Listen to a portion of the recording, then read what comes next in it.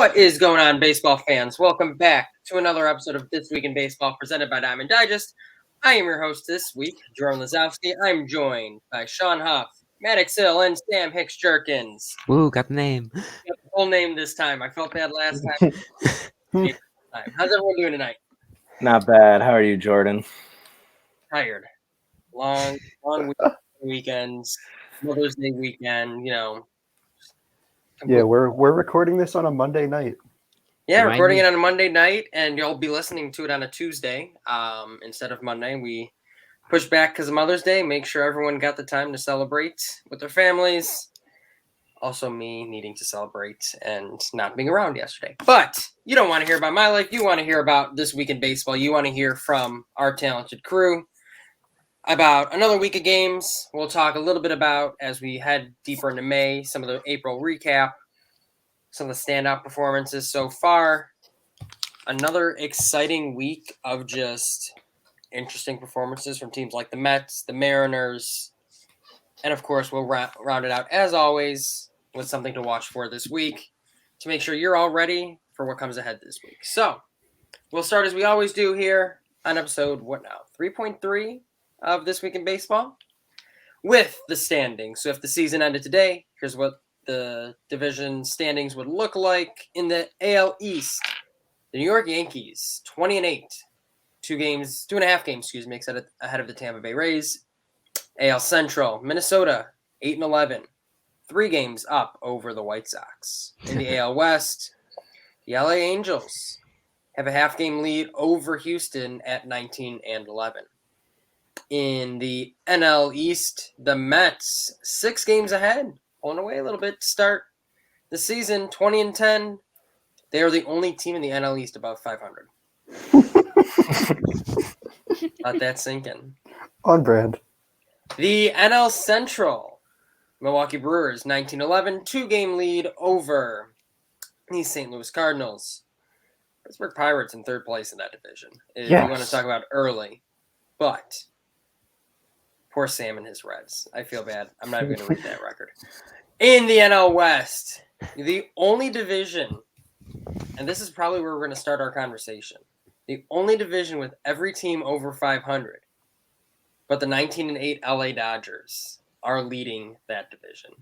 There are teams that would be doing much better in other divisions, notably the AL Central, one of them, the NL Central, as always, the NL West. But I'll turn it over to you guys. I mean, the NL West is an obvious place to start, but you have teams like the Phillies, the Red Sox that are just they can't find their footing. There was a team like the White Sox who have now won 5-6 straight games at this point, potentially 7 with tonight's performance, but also are still trying to find their footing. They're a game over 500. I guess, what are some of your early season takeaways? The Padres are weird. How Explain. so? Yeah. You're going to need to follow that up. I mean, I was waiting. No, for we you just guys to ask accept me to follow. Yeah. So the Padres last year, like this young team, they had all this talent. Their top 3 players by Baseball Reference WAR are like Machado, he's really good, and then Eric Hosmer and Jurickson Profar. That should not be happening. It is 2021. It's 2022. Eric Hosmer has a 188 OPS plus. Did he finally start hitting the ball into the air? I sure Eric hope Hosmer has a 397 BABIP. Okay, Yeah. he's getting lucky then. He has a 415 WOBA and a 351 xWOBA. You know what? Let's ride the Eric Hosmer wave while it lasts. But that's not what I guess, to your point, Sam, that's not what you want to hear if you're a Padres fan. Let's ride the Eric Hosmer wave. Fernando Tatis has not been there. Mm-hmm. I am sure that any Eric Hosmer related slack will be picked up by one of the best shortstops in baseball. Mm-hmm. That's a pretty reasonable assumption. I would agree. Yeah. Ha-Seong Kim's been playing well, though. He has been great. Trent Grisham can't possibly be this bad. I think he might be. Foolish baseball taking a rare L. It's not rare. Jeez, all right. Firing shots to start today. Great. I think if you look at the NL West and you continue on, obviously this is not a division that is going to have 5 teams over 500 all year. I don't think that's a hot take on my part. But at the same time, I mean, you have a Diamondbacks rotation right now that looks phenomenal. You have a Rockies team that they're not going to be over 500. Maybe they're 11-5 at home this year. I believe in CJ Crone.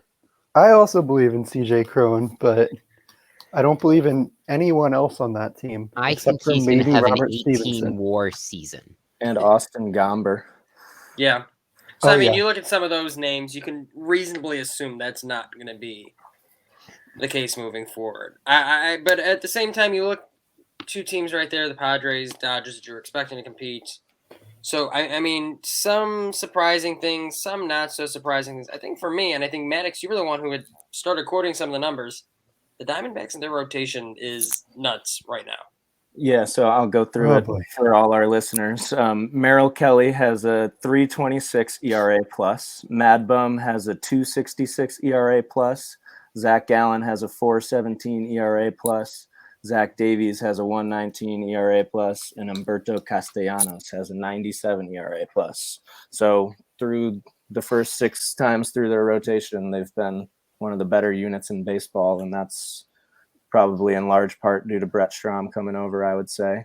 But also, obviously, Zach Gallen's not going to have a 4.17 ERA plus all year. So we'll see how that here is going to be 600. Yeah, I don't think the Diamondbacks are that good, but I think their pitching is a lot better than people expected them to be, which is why they're not exactly in the basement of that division yet. Their pitching's really weird because Zach Gallen's legitimately really good. Mm-hmm. If I remember correctly, I did no research today. If I remember correctly, he's like the best guy in baseball on a rate basis in throwing pitches into the shadow zone, which sounds made up, but that just means like the edges of the strike zone. For anyone who's not aware, it's the edges of the strike zone, pitches slightly off the plate. Gallen is really, really great at that. Zach Davies probably isn't real. We've seen this before where he gets hot for a short stretch, puts up good numbers, and then gets blown up later. Merrill Kelly's good. He's probably going to be good. He's probably not going to be like an ace, but he's a solid number 2, number 3 starter. Castellanos, I have nothing interesting to say. And Mad Bum, I have a prop.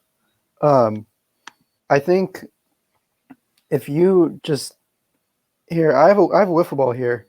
I think if you sent me to a major league mound with this wiffle ball with these, nice little knife cut patterns on it, nice little scuff marks, give it a little more movement, a little more control. I think I'd strike out more guys per 9 than Madison Bumgarner. I know those wiffle ball pitchers can be pretty terrible. But I mean, if you look at that division, and the team we haven't even mentioned yet are the Giants, and I think just like any season, it's hard to figure out what they are. That is a boom or bust rotation by every stretch of the word. Just some of the arms you've got in it are great if they're healthy, and that's for a lot of them a big if. Yeah, Rodon and Cobb are really good, but they're going to combine for 220 innings. So when you look at things like that again, it comes back to it's an interesting division right now. It's what we're leading off the show with. But when you really sit and break it down, it's like, well, that's probably the Dodgers division again. Because you got the Padres relying on Eric Hosmer right now. And for the foreseeable future. And that elicited laughs. You have the Diamondbacks relying on a rotation that's well exceeding what's naturally possible to do. The Giants are a team that are going to continue to get questioned just because you're not sure of the health long term, at least for the rotation. And the Rockies just aren't that good.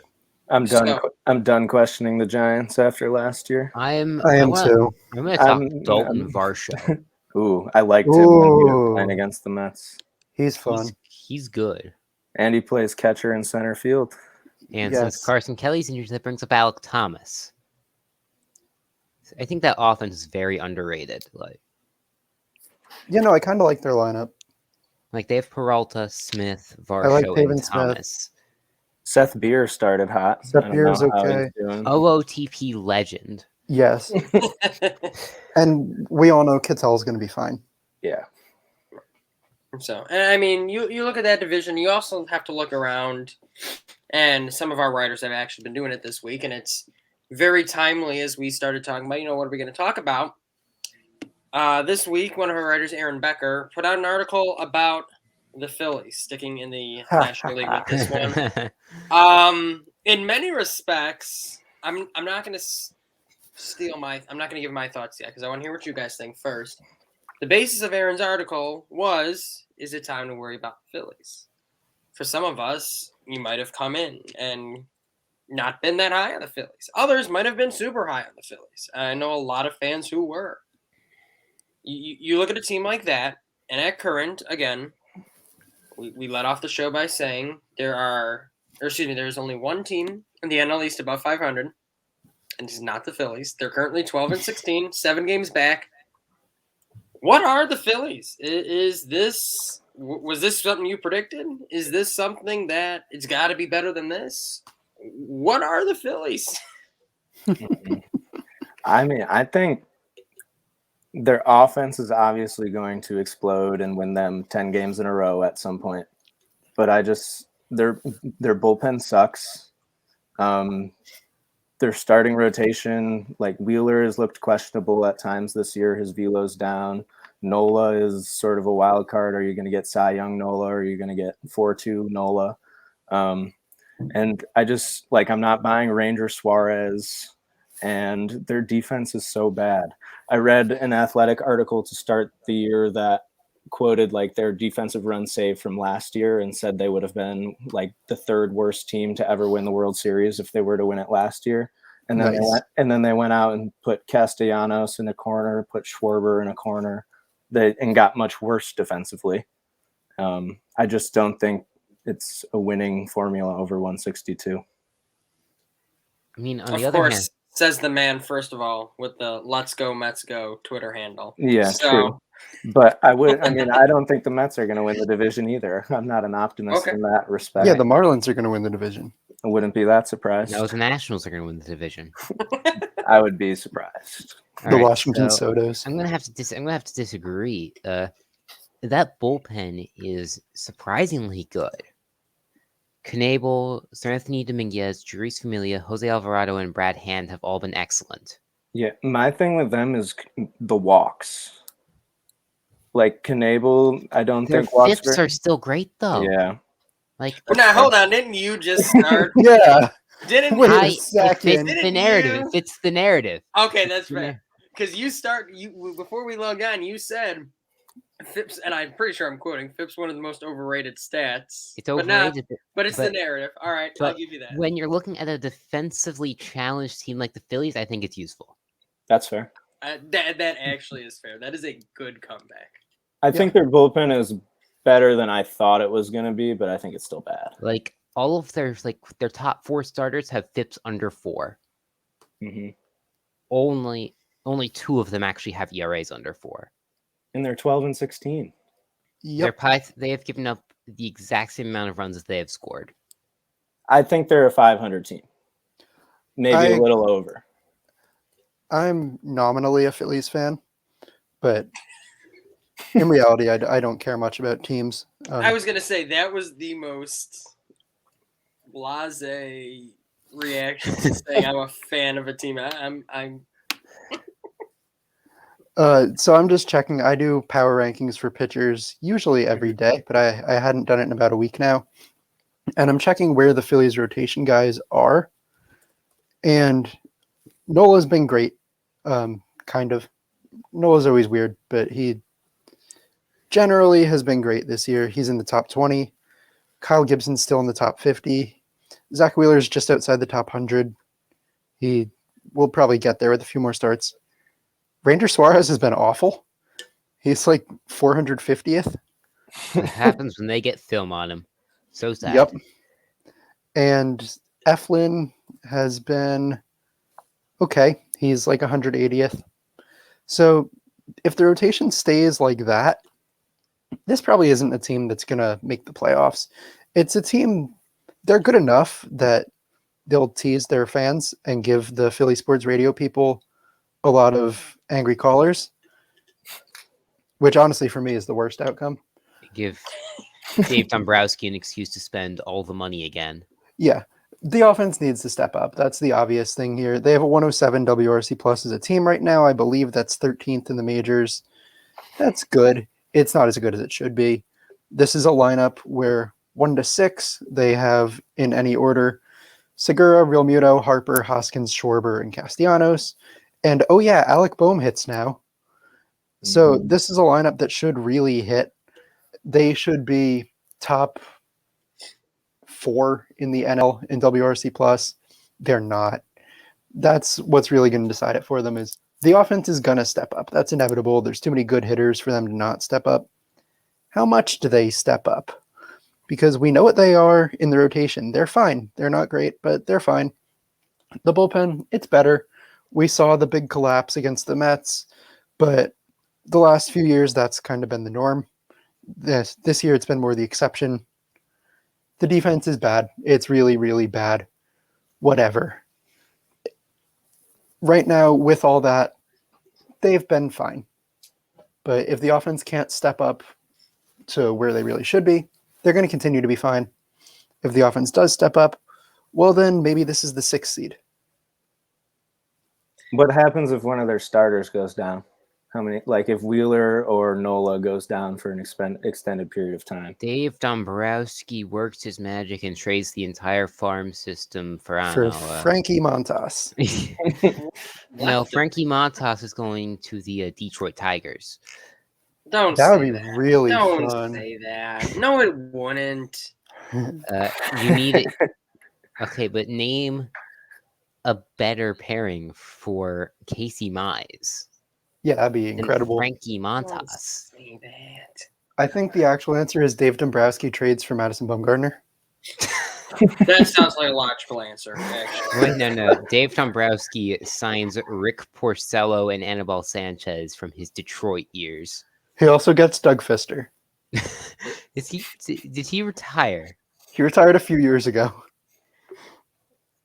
Oh my god! No. He's got to get a David Price somehow retaining all of the Los Angeles and Boston parts. Of his salary. Yes. Trade Breeson Stott for David Price, straight up. No. You're not thinking big enough. Got to trade Bryson Stott for Vladimir Gutierrez. At least he's controllable. Who says no? But so Sean, I do want to, before we move on, I do want to point out something. You talked about your pitcher power rankings, and for people who might not have read, I think it was last week. I can't remember. You recently put out your April pitcher power rankings. For anyone who might not have read it, why don't you give us a little bit of summary of A, how you put them together, and B, some of your highlights, whether it's the leaders or some guys that maybe people are higher on that your rankings aren't as high on, or conversely, people that you are higher on or your rankings are higher on than most fans are. I'm actually going to pull up the rankings I did today. Like I said, this usually is a daily thing, but it hasn't been lately because finals happened. But while I'm waiting for Excel to load, I'm going to give the explanation of what the power rankings are. It's rating all pitchers against each other. Starters, relievers, swingmen, whatever. They're all in the same boat here. And the rankings are determined based on the amount someone's pitched, the actual runs they've allowed, and then a bunch of ERA estimators, basically.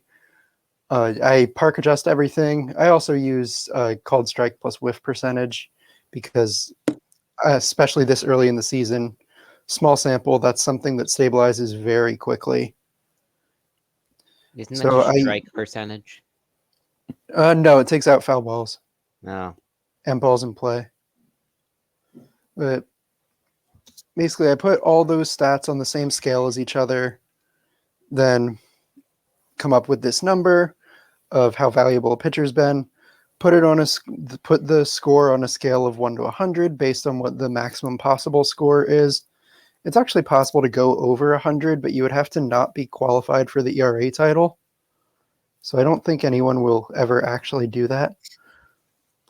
But right now, as of today, Kevin Gausman was up by a ton. His score right now is 79.9, which is higher than anyone's been in a few years, I believe, except for maybe Shane Bieber in 2020. He's number one by a lot. The rest of the top 10 is Corbin Burns, Joe Musgrove, Pablo Lopez, Dylan Cease, Kyle Wright, Shohei Otani, Carlos Rodon, Shane McClanahan, Clayton Kershaw.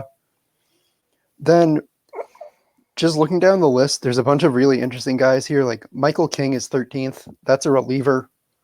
He's like the 6th best reliever on the Yankees. That's kind of why I do the power rankings. I like highlighting guys like that who, I haven't noticed this guy's having a great year, but this formula can tell me that they are. Another guy whose result I've found very interesting consistently is, if I can find him, Logan Gilbert, who has been great, but also is 49th in the power rankings behind a bunch of starters and a handful of relievers, just because a lot of the numbers are saying that he can't sustain his ERA. His ERA minus is 40, his FIP minus is 79. Those are both really good. His xFIP minus is 91. If you convert his xERA to a minus scale, is 93. And then his CSW percentage would be 146, which is really bad. So, yeah, basically it helps me highlight guys who I haven't noticed are good. Another good example here is Ryan Helsley, the Cardinals reliever. Mm-hmm. I hadn't given him a thought until the other day when he threw 103. He's 25th as a reliever. That's great. And yeah, that's why I do the power rankings every day. If you follow me on Twitter, which if you're watching this as a video, my handle is there, you'll see those power rankings every day. You'll see the top 10. Okay, but it's an invalid list if Nestor Cortez isn't top 10. No, he will be tomorrow. Where's Dylan Cease been sitting, my guy?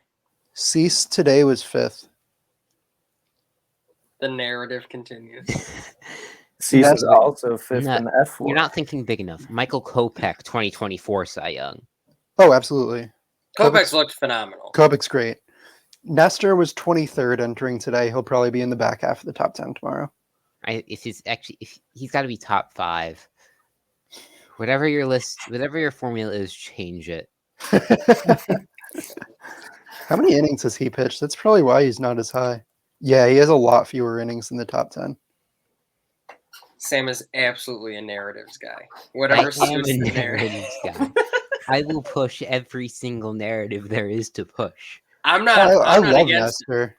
Once I get my own narrative, I push my narratives. So I'm not taking away from you at all or making fun of you that much. I was the first person to push the Scooter Jeanette is bad narrative. Oh, hey, Eric Lauer's good. Eric Lauer is good. You know what? That's a name I want to talk about, is Eric Lauer, because that's a name that I don't know why I feel like he came out of nowhere, because he kind of did. I feel like he had underachieved or was underwhelming with the Padres. Came over with the Trent Grisham trade, and now looks like a bona fide stud. What a trade for the Brewers. Yeah. The trade looks a whole lot better for them. Yeah. I mean, they were getting crucified when they made it. Yeah. Eric Lauer is throwing his fastball a lot less, his cutter more, his curveball more. Basically, he's throwing all his secondary pitches more. And the Brewers know stuff about pitching that apparently no one in the league knows. Because I thought we got Derek Johnson to steal their secrets, but I mean, the Brewers know everything about pitching except how to fix Freddie Peralta. which is unfortunate. Trade him to Dave Dombrowski for the entire farm system. Yes. Yes. We figured it out. It comes full circle. Oh, honestly, as someone who gets Phillies on cable, I would be fine with that because even if he's bad, Freddie's real fun to watch pitch. In 2020, Lauer was getting about average vertical movement on his cutter, and then in 2021, it jumped to 4.2 inches above average of vertical movement.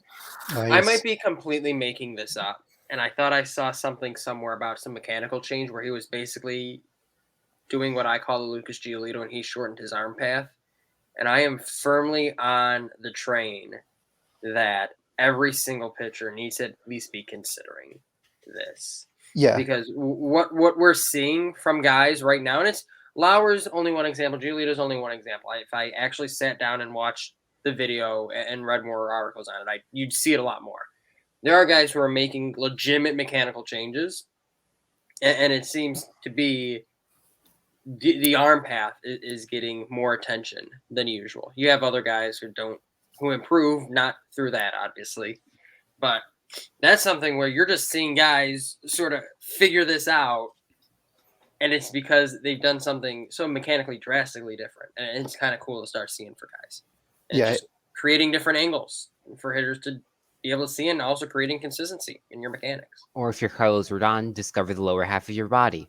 Honestly, so the Rodon thing, I feel like I'm going to rant about this every single week because somebody's going to bring it up every And week. he's so good. He's so good. And the reality is, if you're a longtime listener of this show, you've probably heard me give the same rant at least twice.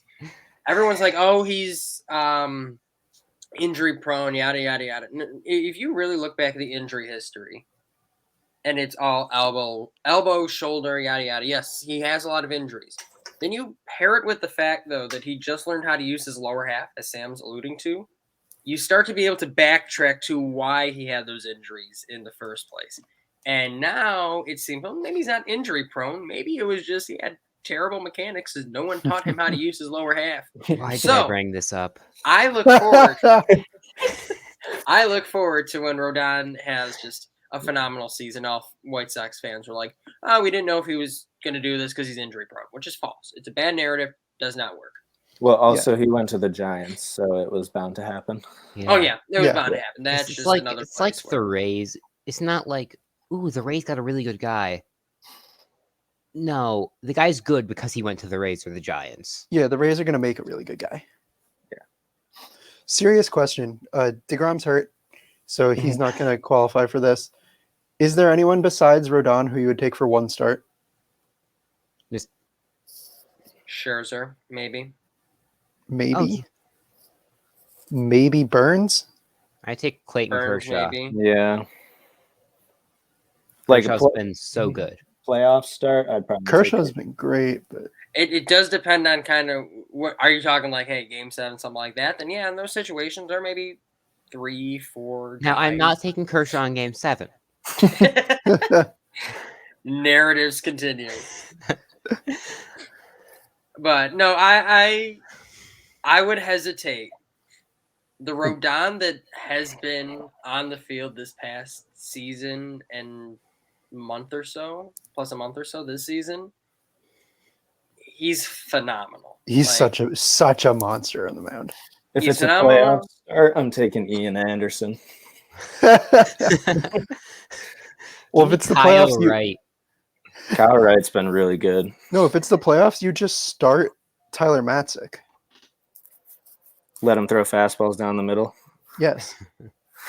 Yeah, I will forever hate Kyle Wright because I traded for him in OTP and he just died 7 ERA, had to demote him. I'm a Kyle Wright hater. He's figured it out this year. He Doesn't absolutely has. If That Braves rotation is good. if he wasn't good according Is Charlie Morton to good? an obscure video Not game, right now, but I think Charlie Morton's good. I hope he's good. I have him on my fantasy team. It always comes back to the fantasy team. Yeah. He hasn't been Charlie Morton. let's turn into He's like my 7 starter anyway, but We should start doing a fan. Now we're just spitting ideas live on the show, but we should start adding a fantasy element to this. I'm gonna suggest that. Take it back to the powers that be. Listen, That would be I a lot think- of fun. I think adding a warlock to your team would be a really great ad. Listen, all right. Let's talk a little bit about the AL. I feel like we haven't touched on the AL a lot. Because And- the AL is They're not as boring. fun. They're The kind of AL is boring. not as fun. I agree, but I think there are still questions that need to be answered about certain teams, and one of them being similar to the Phillies and Aaron's article about "Is it time to panic about the Phillies?" Some of the Red Sox. I mean, this team was in the ALCS last year, and I mean, let's be clear: the White Sox are not in a good position right now, and they just went into Fenway. Won 3 games that didn't score more than 4 runs, and the Red Sox look pretty inept. They're so bad. Trevor Story looks bad. Rafael Devers is him. JD Martinez is him. It's a couple guys carrying what feels like should be a better team. What are we seeing here? Hunter Renfroe got traded causes a ripple effect. Unironically, Hunter Renfroe has been pretty good. Yeah, I was gonna say. And Jackie Bradley Jr. has been awful. What are you talking about? I lose every time I live bet on him.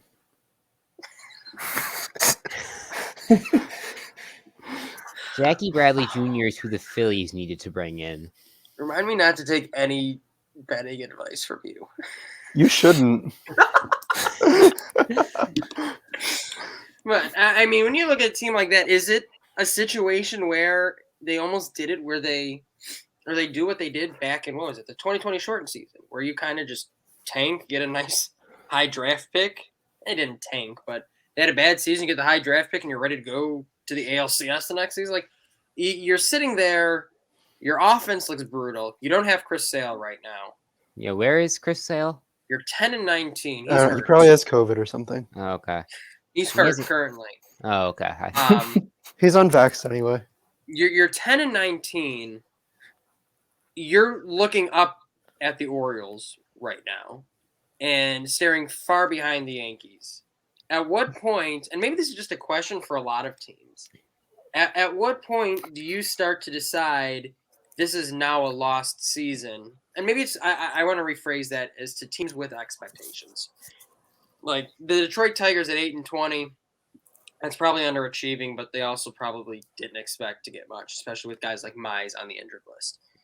When you're a team like the Phillies, who are supposed to be competing, the Braves, who just won a World Series last year, these are all teams at different stages, obviously. When do you start to push the panic button? I guess for any of these sorts of teams. Heim Bloom is a baseball genius. Mm-hmm. Correct. So for the Red Sox, I will never panic about them. Because that just means however many games they lose that they shouldn't lose, it's just more games they're going to win somehow the next year. And get Marcelo Math. Meyer. And get Marcelo Meyer and then win 90 games. Like when it comes like the panic button, I don't think the panic button should really exist. I Like, think, if you have a organizational vision, and unless you're in we win this year, where it's not happening, which no team should be doing, why panic? Why trade all your assets? Why start a rebuild for And no other reason than 80 bad games? I think the draft lottery is going to affect how people Yes. decide to give up on a season and how soon. Time they How introduced so? the draft lottery.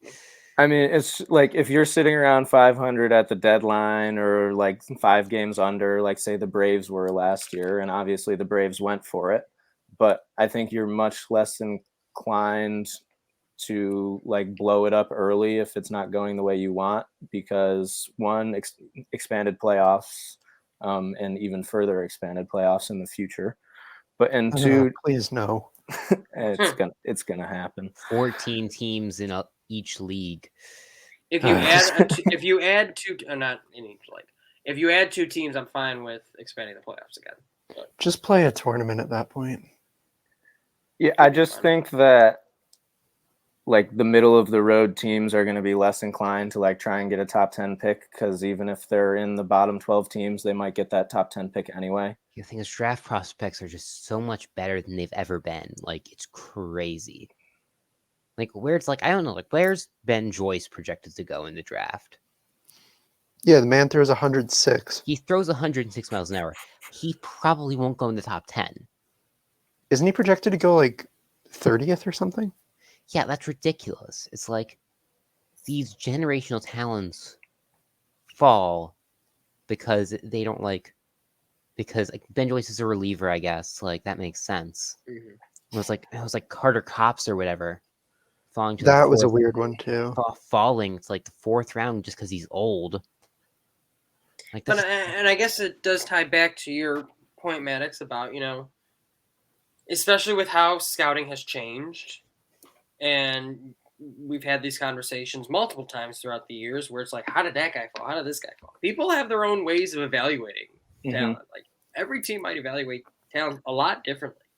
So you're at that point where maybe the difference to you between 8 and 10 doesn't mean as much now, because you're not sure if you're going to get that spot. And who knows, you might end up top 4 just because you get lucky. there is no. I think the smallest meaningful drop off in the draft is like 1 to 5. So and so again, it goes back to Max's point of maybe that's where the draft lottery becomes a very good thing, where you have teams that we don't necessarily push the panic button anymore. If you're in a rebuild right now, fine, finish your rebuild. If you're kind of middling, all right, maybe it's worth it to just keep trying, trot something out there. Maybe a small deadline ad, maybe nothing too crazy. Maybe you don't have to pull off what the Braves did every trade deadline if you're sitting around 500. But maybe it says maybe I don't need to try and drop off that. Adley Rutschman for Kyle Farmer. Who says no? Is that what you're just doing, sitting over there coming up with trade scenarios? Yes. Listen. Kyle Farmer has more Major League WAR than Adley Rutschman. You're not wrong. Therefore, he's the better asset. Is that the logic you used on your AP Calc test today? No, the logic I used in my AP Calc test was doing all the problems and doing them right. Trust me, my brain is fried. That's what I was gonna say. I think I got a 5. Might not have been worth it. I'm gonna say when I took the AP Calc test, I got a 2. I mean, it's AP Calc freaking BC. It's Yep, dumb. that's the one I took. Calculus in college isn't fun. So Yeah, I thought You it might was want really to test easy. out of it. yeah, the 5. I already got a probably 5 worth on it. AB, so There you go. Oh. I also think really quick, the draft lottery will also impact teams trying to tank, because to truly tank in baseball, you need to be terrible for like 4 years in a row. Like the Yeah, you really Astros were. do. And now you can't, like the Reds can't go 5 and 157 and guarantee themselves the number 1 pick the next 3 years. They're still gonna try. Now they're just hoping their ball drops. it's not about the high draft pick. It's about where else are the fans gonna go? Exactly. It's about wearing a paper bag over your head in the best seats possible.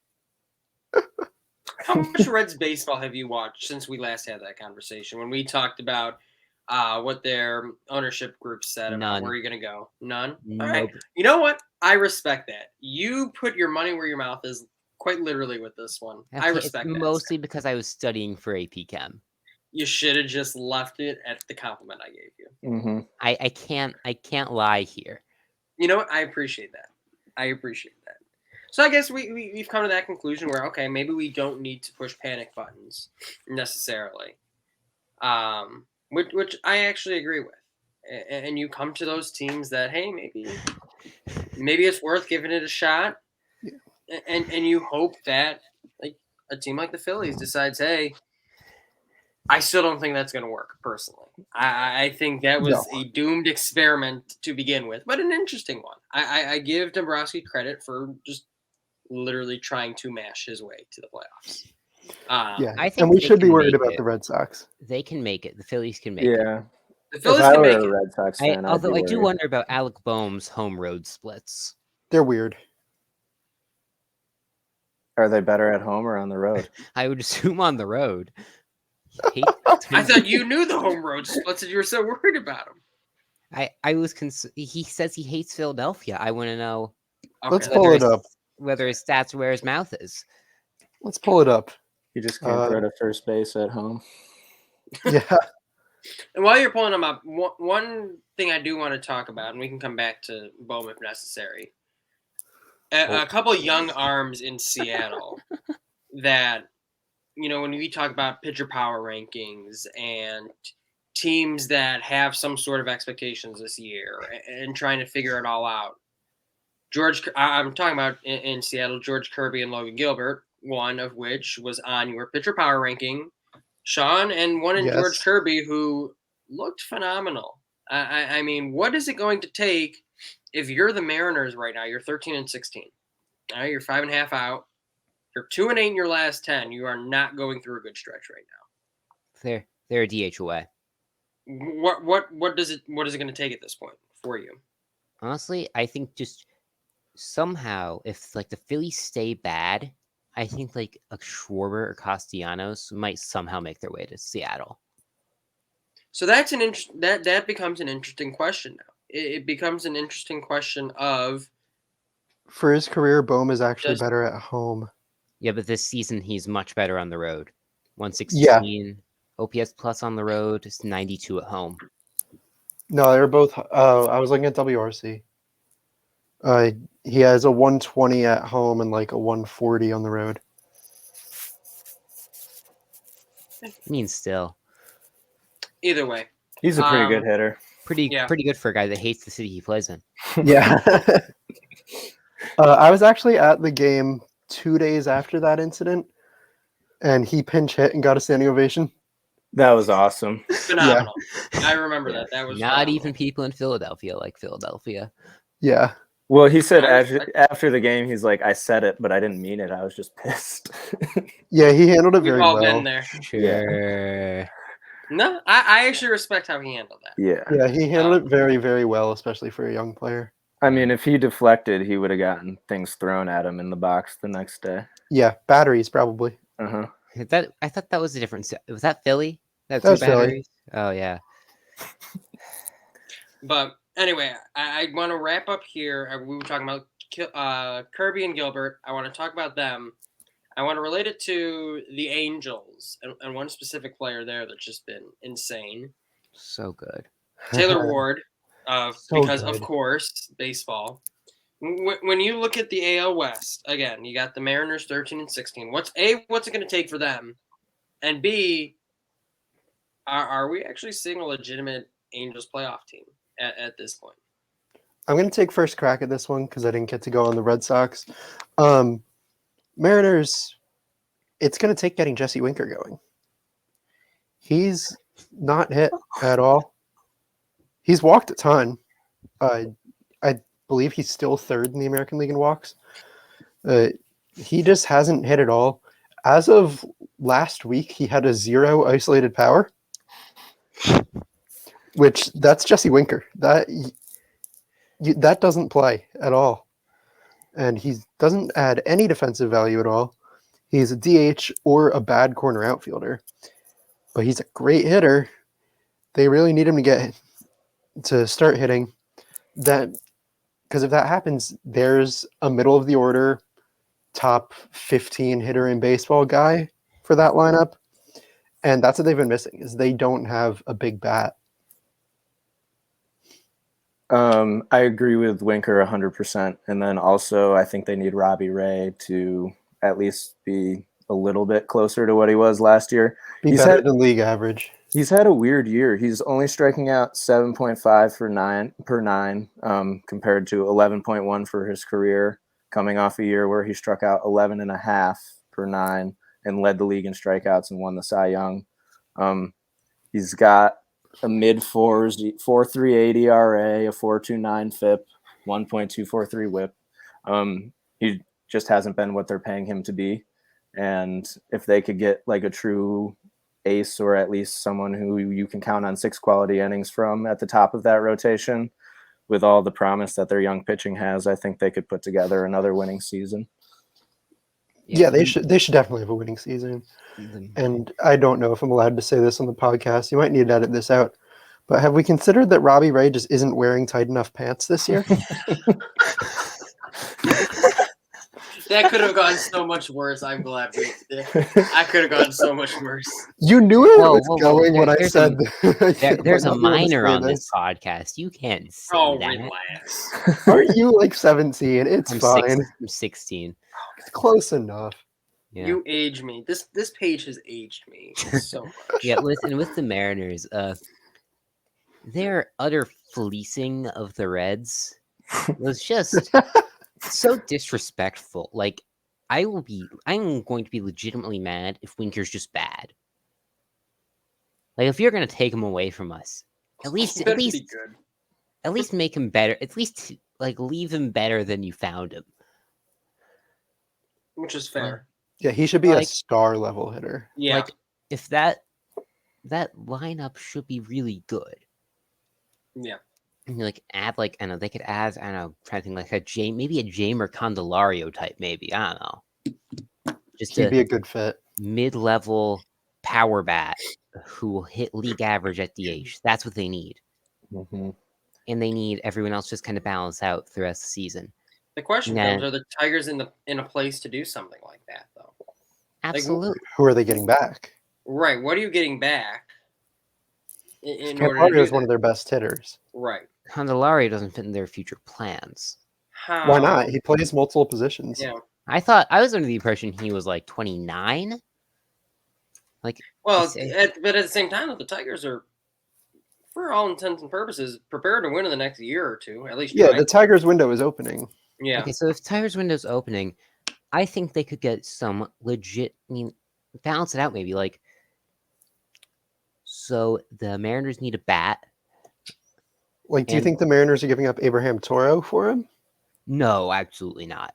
Okay, that's a lateral move that only benefits the Mariners.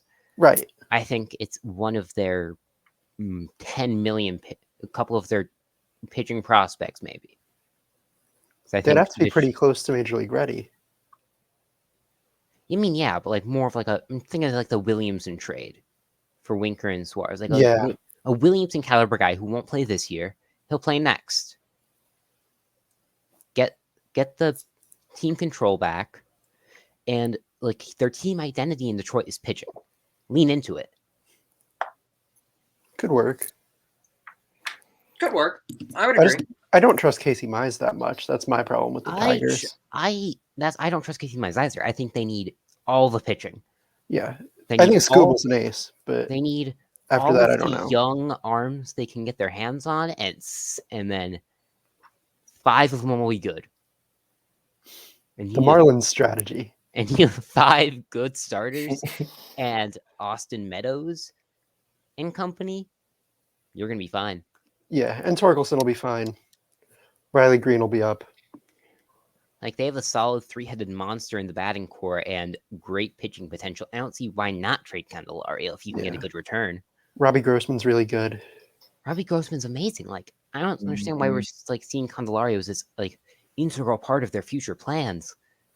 Like, he's like in the further contention window, he's probably the 6th best hitter on that team. But do you trade the 6th best hitter with like multiple positions? Exactly. Yeah, he plays a lot of positions. He plays. He's a switch hitter. Does he play anything other than first and third? He plays second. Mm-hmm. I mean, they have Jonathan Scope. He's also good. He's been awful. Oh, really? Last time I checked, Jonathan Scope was good. I like Jonathan Scope a lot, but he last I saw was like horrendous this year. Like one of the worst hitters in baseball. Okay, Jonathan Scope is terrible. I really like him as a player. Like, I don't think he's that bad. At first, like Torkelson's going to hold down first base. Torkelson's good. Torkelson's really good. Yeah. You gotta think like Willie Castor's going to fit in somewhere. I hope not. I know. Pretty sure Scott Bentley hopes not to. My knowledge That's of why Willie I hope Castro not. is limited to when he became the greatest hitter of all time in OOTP 19. That's really gonna help us. But Yeah, I'm a major league caliber scout over here. I think at this point we're getting ready to wrap up here. I think we're looking at an AL West that might be interesting as we're talking about the Mariners here. Hopefully they start to figure things out. The division we haven't even got to just because the NL is actually pretty exciting right now, which is not something I feel like we usually say. Yeah, it's new. So as we start to head out here, I do want to touch on two things kind of at the same time and sort of a April performance recap. Just maybe highlight one guy where you're like, hey, this is a standout player this month, and here's why.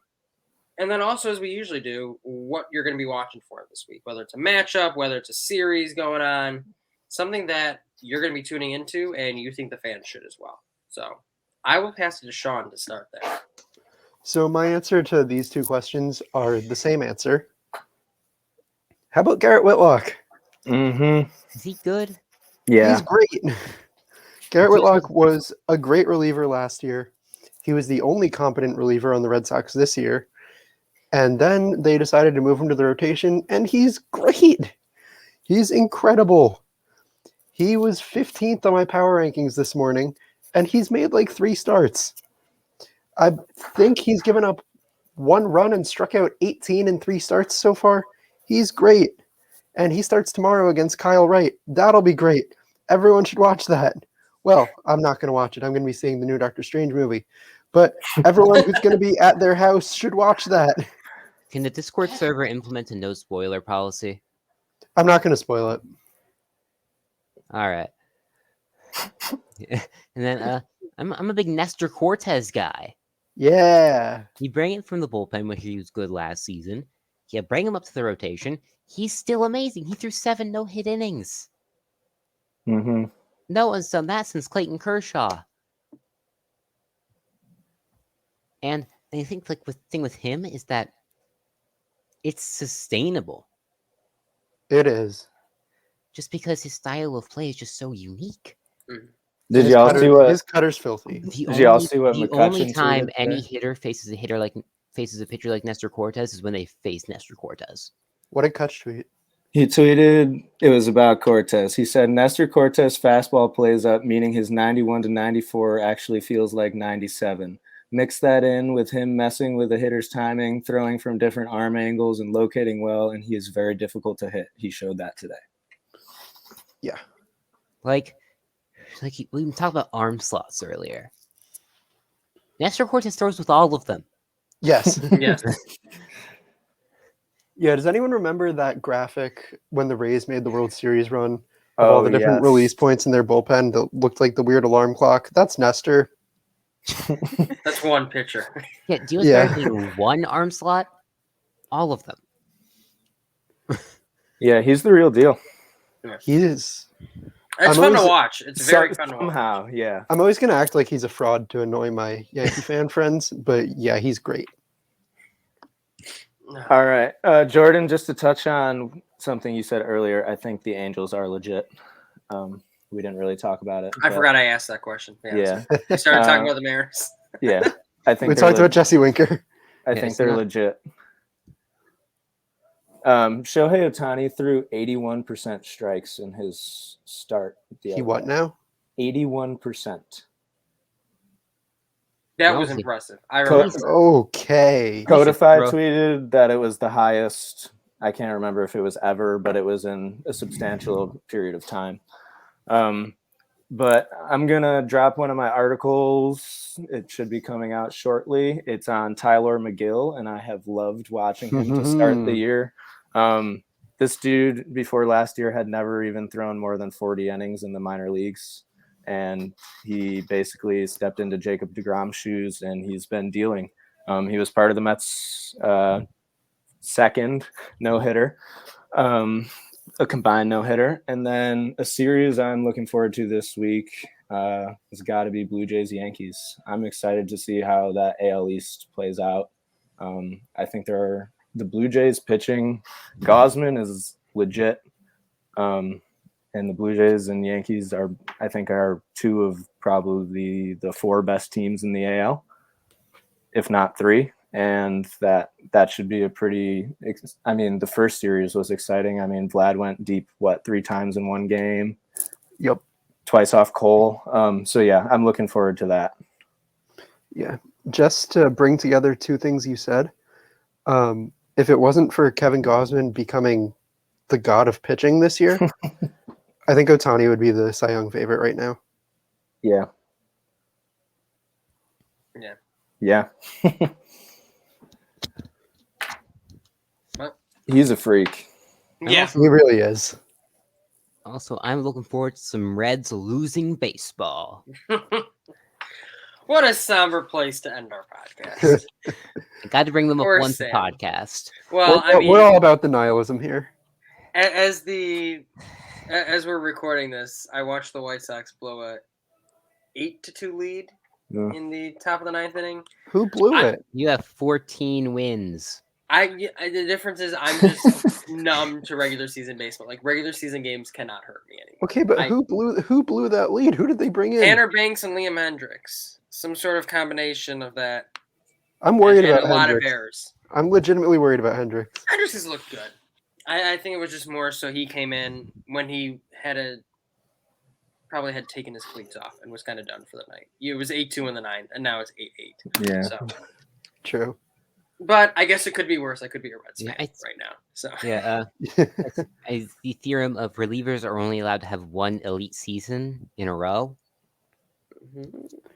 Unless you're prime Craig Kimbrell. Unless or you're Josh Kimbrel, Hader. Unless you're Kimbrel, Hader, or Chapman. I'd have to actually look into that. I'm not sure how. I wonder how much that would hold. I wonder how much that would I guess hold. Mariano Rivera, but does 2020 count? I was gonna say if 2020 no, counts. 2020 doesn't count.